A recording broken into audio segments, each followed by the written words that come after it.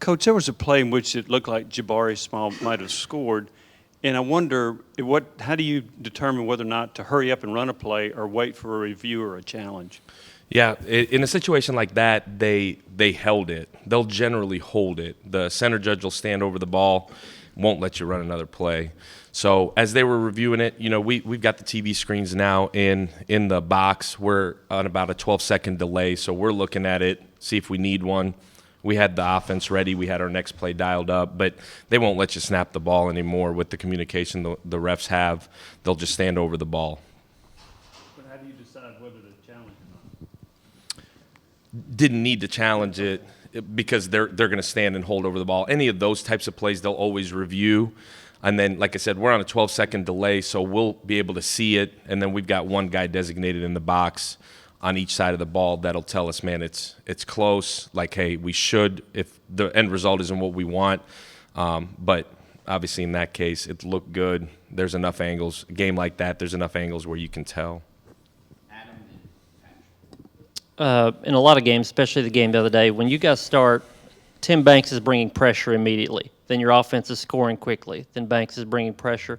What effect do you guys hope to have on the opponent in that sort of frenetic pace? Yeah, I don't have a whole lot of control over what Coach Banks is doing, although he's sitting 2 seats over and I can kind of hear it. I'm more worried about the next drive. For us, it's what we do. It's what Coach Heupel wants. It's aggressive on both sides of the ball. That's how we play. That's what the kids know. For us, we know going in, here's where we're going to go. As long as it looks like what we thought it would look like, the kids know how we're rolling and what we're doing. But really proud of the way that they started. Really proud of the start our group got. Obviously, the key when you get up like that is now you got to continue to keep your foot on the gas. And Coach Hype told us Friday we're going to be aggressive the whole time and let us be aggressive the whole time. So how much, and this would be a question, I guess, for Coach Heupel, but how much is there a partnership, you think, there, offense to defense, to have the same type of pressure approach? Yeah, I think it's just the philosophy as a program from Coach Heupel that we're going to be aggressive on both sides of the ball. We're aggressive on special teams. I think it's just what we do. The whole program is that way. We're building towards that every week, and like I said, that'd be a great question for Coach Hype. But as coordinators, for all three of us, it's an aggressive approach in everything we do. It's how we coach. It's how we recruit. It's the way this program has to be. Is that we're going to be aggressive in everything we do. I don't know if I answered your question, but we're playing fast on offense, trying to score every play.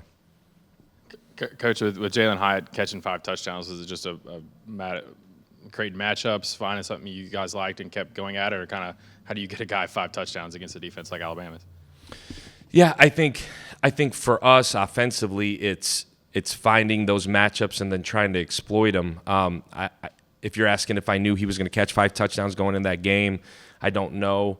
I'm just so proud of who Jalen Hyde has become. A year ago this time, I don't know that we would have sat here and said he's going to catch 5 touchdowns against Alabama. The growth within our program, I'm more proud of him in that sense than maybe anybody else within our room, because he took the challenges he was presented with a year ago, most of them brought on by himself, and just kept working. He's the same guy that every evening in the summer he's on the jugs. Every single time Hendon was out there throwing, Jalen Hyatt was who he was throwing to. And so, and I'm not singling Jalen out because Ramel is there and Cedric is there and Brew when he got here. And really that whole wideout group, Kelsey's done an incredible job of taking what we had going and just continuing to build on the culture in that room and really the culture in all of our rooms. And you don't always see the end result of that, right? You don't end up on the winning side of it. And all we talk about daily is control your process. And we talked about it again on Monday, that the only thing that matters is our process. And Jalen is a byproduct of that. And I couldn't be more proud of how he's attacked his process. And that's the result that happened. It could have happened that way, could not have. He could have reaped the rewards of it. He could not have. But long run, who Jalen Hyatt has become is totally a credit to what Coach Hype has built here in terms of we're process-oriented. We just continue to plug, and the end result is what the end result is going to be. But what Jalen has done is a true example of what this program, what we have worked so hard as a whole group to build here, which is a process-based program that continues to develop young people. And I'm so proud of him and what he's been able to do. And then you see him at practice today, and it's like nothing ever happened. Like all he's working is on perfecting his craft and coaching Squirrel and coaching Jimmy Callaway and just who Jalen has become. Like if you can have that every day from an entire program, special things can happen. Coach, I know it's not just you, you're part of a team. How rewarding was it professionally to 52 points on that team, 567 yards of total offense, given the stage, given the opponent, given the stakes? Yeah, I think just rewarding is a good word. I think just the amount of work, it was an emotional end to it, and I got to see my wife and kiddos on the field right at the end of it. The amount of work everybody has put in is the rewarding part. We got here January 28th, a year and a half ago, and it's been a lot of work, to say the least. I think just to reap the rewards of that is obviously rewarding. I think for all of us, our families, the player families, the guys that stayed here, a lot of guys that didn't, and the guys that stayed here and have poured into our coaching staff in return has poured into them. I think the end result was going to be what the end result was going to be. Like we don't control the true end result of that. But the fact that our kids just continue to play hard, we played really hard in that game offensively. Our O-line played really hard. Our wideouts played really hard. Our tight ends, running backs, the quarterback. The rewarding part is that we went into that game and we expected to win. And I told those guys on Friday that you have earned the right to be confident. You earn the right to be confident throughout the week. And how we practice Tuesday and Wednesday and Thursday and Friday and their process leading up to it. And I keep using that word, but like you have to earn the right to win every week. And you earn the right to win every week in how you control your process and how we practice and how we study film and the extra time it takes. There's a lot that goes into a win. There's a lot that goes into just playing a game. And the rewarding part is for everybody involved, including our families. That's why I bring up my family, like to see them and everything they've sacrificed. Like that's the rewarding part. And whoever gets credit gets credit. I don't think it's about any single person, but just to see that stadium the way it was, like these people that pay astronomical amounts of money to come to these games and pack that place out and actually having a real home field advantage, it's rewarding for everybody. But it's an end result of the process that we have poured into it. Our players is where it starts. Coach, a little bit X's and O's. You guys have really, the last 2 weeks, condensed the field in some short yardage situations, got tight. Why has that been so productive for you guys? Because, this offense is so based on spreading everybody out. Why has squeezing it down in those situations been productive for you guys? Yeah, the offense is based on creating matchups. So whether those matchups are spread out or those matchups are tight, it's creating matchups. I think we talked about it in the spring, we talked about it in the summer, continuing to create variation in what we do more so than are we tight or are we wide. Just continuing with tempo to create different pictures.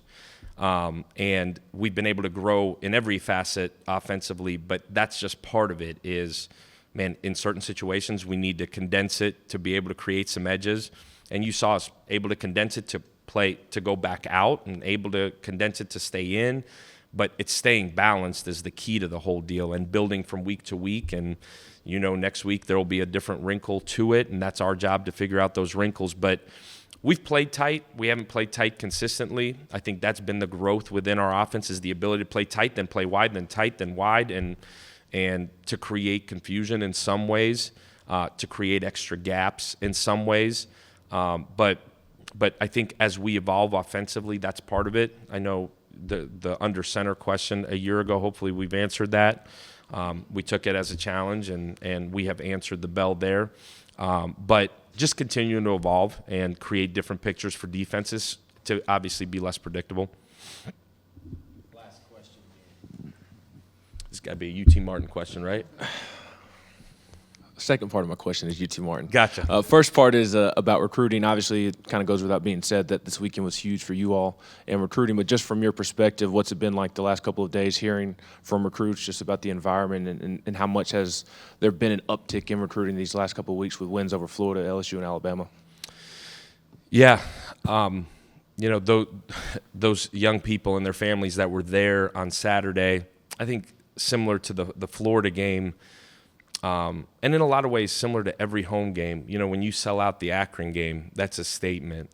I think when you've spent the last 18 months selling something and then they get to see it, that's monumental. I think kids want to be a part of a winning program. It's one thing to sell it; it's another for them to actually see it. But it's been a lot more fun to make those phone calls. I think we now feel like a year and a half in, like those relationships are established, and I think you need some of those types of wins to stamp you, to actually say, man, we are making progress. We're the same football team we were, before the season started in terms of who we are and what we're about and the culture that Hype has set here. But I think just seeing the end result has certainly helped, especially locally. In Tennessee and Georgia and Alabama, some of these North Carolina, like the local states where the attention has been so big. But obviously we got to capitalize and we got to continue to play well and that it's not just, man, we're on a hot streak. Like, this is who we are as a program. We need more talent. We need to fill the roster out. We need to replace key positions as we go. I think kids understand that. I think it's been monumental. UT Martin. Yeah, really excited. Big game, in-state. It'll be awesome. Thank you, guys. Go Vols.